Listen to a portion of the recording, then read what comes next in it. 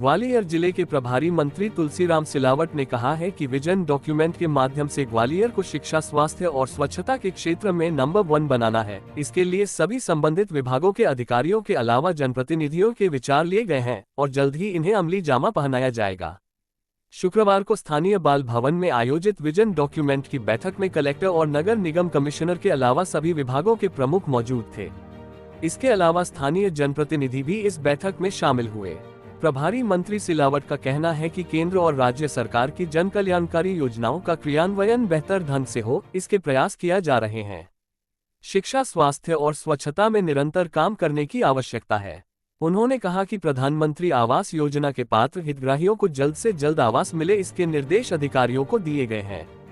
कांग्रेस के प्रदेश अध्यक्ष जीतू पटवारी के ट्वीट को लेकर प्रभारी मंत्री ने कहा कि कांग्रेस के पास आरोप लगाने या अनर्गल टिप्पणी करने के अलावा कोई दूसरा काम नहीं रह गया है। कांग्रेस को अपनी जमीन 2023 के विधानसभा चुनाव में मालूम पड़ चुकी है, जिसमें प्रदेश की जनता ने 163 सीटें देकर भारतीय जनता पार्टी को अपना विशाल बहुमत दिया है। इसी तरह लोकसभा चुनाव में सभी 29 सीटें जीतकर जनता ने अपना भरोसा भाजपा में जताया है। इसलिए ऐसे आरोपों की बीजेपी परवाह नहीं करती है। संविधान निर्माता डॉक्टर भीमराव अंबेडकर के कथित अपमान पर प्रभारी मंत्री सिलावट ने कहा कि कांग्रेस ने हमेशा डॉक्टर अंबेडकर को आगे बढ़ने से रोका, उन्हें लोकसभा का सदस्य नहीं बनने दिया। ऐसे लोग बीजेपी पर आरोप लगा रहे हैं जो बाबा साहब को हर स्तर पर सम्मानित करती आई है। तुलसीराम सिलावट, प्रभारी मंत्री, ने न्यूज घर तक चैनल को बताया। आप जानते हैं विजन डॉक्यूमेंट्स जो हमने उस पर चर्चा हुई, विस्तार से चर्चा हुई, उसका एक सारे जनप्रतिनिधियों से, सारे बुद्धिजीवी लोगों से, सब लोगों से मिलकर एक वो भविष्य कैसा हो, ग्वालियर का विकास, प्रगति का एक एजेंडा हमने तैयार किया है।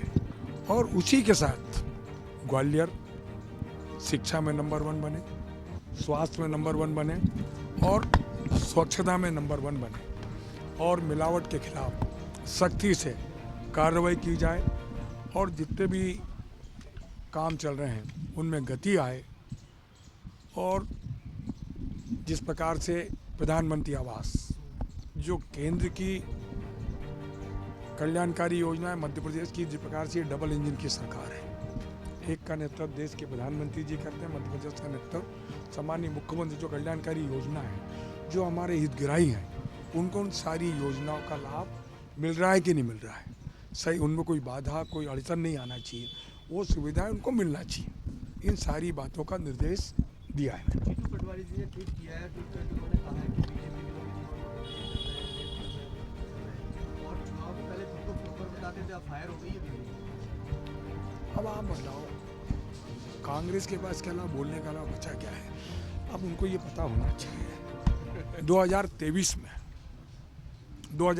में 163 सीट आई भारतीय जनता पार्टी की, पूरे मध्य प्रदेश की और देश की जनता 29 की 29 लोकसभा की सीट भारतीय जनता पार्टी ने जीती। ये हमारी जो मध्य प्रदेश का मानस है वो पूरा भाजपा के साथ है, देश के प्रधानमंत्री के साथ है, मुख्यमंत्री के साथ है। अम्बेडकर बाबा साहब की जन्म स्थली है।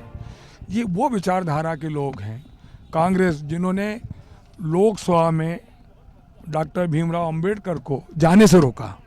अब मान सम्मान की बात किस मुंह से कर रहे हैं?